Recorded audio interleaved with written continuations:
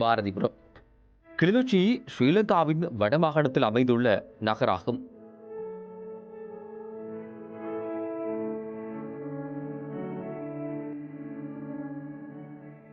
யாழ்ப்பாணத்திலிருந்து A9 வீதியில் தெற்காக 68 kilometre தூரத்திலும் வவுனியாவிலிருந்து வடக்காக 75 kilometre தூரத்திலும் அமைந்திருக்கிறது.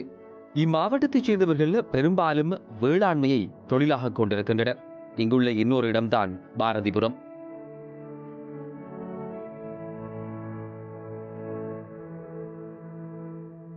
மஹிந்தோதய தொழில்நுட்ப ஆய்வுக்கூடம் கிளிநொச்சி பாரதி வித்தியாலயத்தில் 2014ஆம் ஆண்டு திறந்து வைக்கப்பட்டது.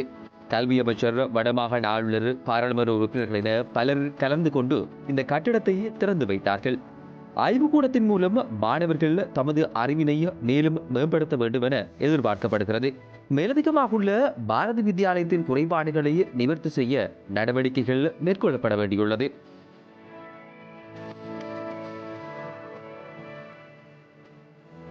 கிளிநொச்சி மாவட்டத்தில் சில பகுதிகளுக்கான குடிநீர் விநியோகம் முன் அறிவித்தலின்றி தடைப்படுவதற்கான சாத்தியம் உள்ளதாக தேசிய நீர்வளங்கள் வடிகால் அமைப்பு சபை தெரிவித்துள்ளது.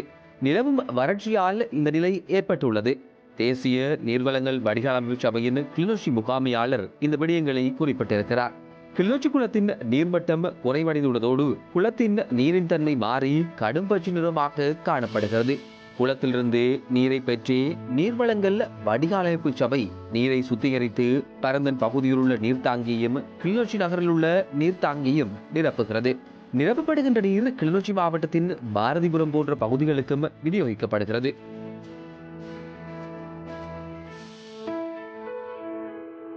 கிளிநொச்சியில் பாரதிபுரம் பகுதியும் வெள்ளத்தால் அடிக்கடி பாதிக்கப்படுகும் பகுதி. இம்மக்களுக்கு வீட்டு திட்டம் வழங்கப்படும் என தெரிவிக்கப்பட்ட போது இதுவரை வழங்கப்படவில்லை என மக்கள் குற்றம் சாட்டுகின்றனர். கரச்சி பிரதேச செயலாளர் பிரிவுக்குட்பட்ட பாரதிபுரம் கிராம சேவையாளர் பிரிவில் இடம்பெற்ற வெள்ள அழுத்தத்தின் போது 157க்கும் மேற்பட்ட குடும்பங்கள் பாதிக்கப்பட்டனர். பெரும்பாலானோர் தற்காலிக கோட்டைகளில் வாழ்ந்து வருகின்றனர். இவர்களுக்கு 7,50,000 ரூபாய் பெறுமதியான வீட்டு திட்டம் வீடமைப்பு அதிகார சபையின் ஊடாக வழங்கப்படும் என தெரிவிக்கப்பட்டது.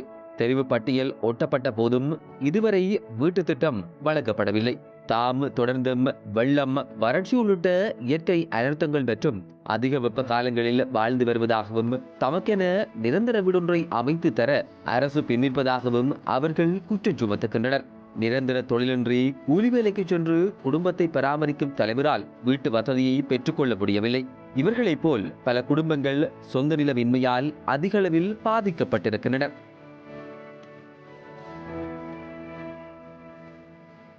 போரினால் பாதிக்கப்பட்டவர்களுக்காக கிளிநொச்சி பாரதிபுரத்தில் இலவச தொழிற்பயிற்சி நிலையம் ஒன்று திறந்து வைக்கப்பட்டுள்ளது.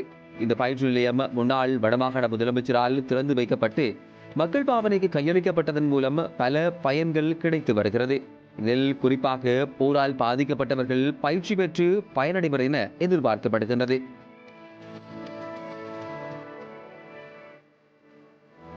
பாரதிபுரம் சந்தையில் பாதுகாப்பற்ற புகையிரத கடமையில் தொடர்ச்சியாக விபத்துகள் இடம்பெறுவது வழமை. இதனால் பலர் காயமடைவதுடன் பலியாகியும் இருக்கின்றனர். வவுனியா தொடக்கம் காங்கேசந்துறை வரையான 154 கிலோமீட்டர் புகையிரத பாதையில் நாள்தோறும் விபத்துகள் ஏற்பட்டு உயிரிழப்புகள் அதிகரித்துக் கொண்டே செல்கிறது. பல தடவைகள் மக்கள் பல்வேறுபட்டவர்களுக்கும் இந்த விடயங்களை சுட்டிக்காட்டியும் தீர்வுகள் ஏதுமே எட்டப்படவில்லை.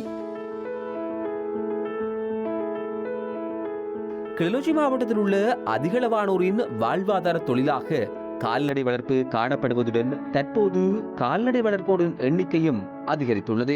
கால்நடைகளுக்கு உரிய மேய்ச்சல் திறமைகள் இன்மை மற்றும் கால்நடைகளுக்கு ஏற்படுகின்ற நோய்களுக்கான சிகிச்சை என்பவற்றில் கால்நடை வளர்ப்போர் பல்வேறு பிரச்சனைகளுக்கு முகம் கொடுப்பதாக தெரிவிக்கப்படுகிறது. இதனால் தங்களின் மாதாந்த வருமானத்தையும் இழப்பதாக அவர்கள் தெரிவிக்கின்றனர். கிளிநொச்சி மாவட்டத்தில் போருக்கு பின்னர் விவசாயம் அபிவிருத்தி அடைந்துள்ளது. இவ்வாறு கிளிநொச்சி மாவட்ட கமநல அபிவிருத்தி திணைக்களத்தின் உதவி ஆணையாளர் தெரிவித்துள்ளார். போருக்கு முன்னரான காலப்பகுதியில் கிளிநொச்சி மாவட்டத்தில் 49,428 ஏக்கர் வயல் நிலங்களில் விதைப்பு நடைபெற்றது. இப்போது 64,835 ஏக்கர் நிலம் விவசாய நடவடிக்கைக்காக பயன்படுத்தப்படுகிறது. அறுவடையில் காலத்துக்கு காலம் ஏற்ற இறக்கங்கள் காணப்படுகிறது. போருக்கு முன்னராக காலப்பகுதியை விட தற்காலத்தில் அடிப்படை வசதிகள் அதிகரித்த தன்மை காணப்படுவதால் விளைச்சலின் அளவும் அதிகரித்தே காணப்படல் வேண்டும்.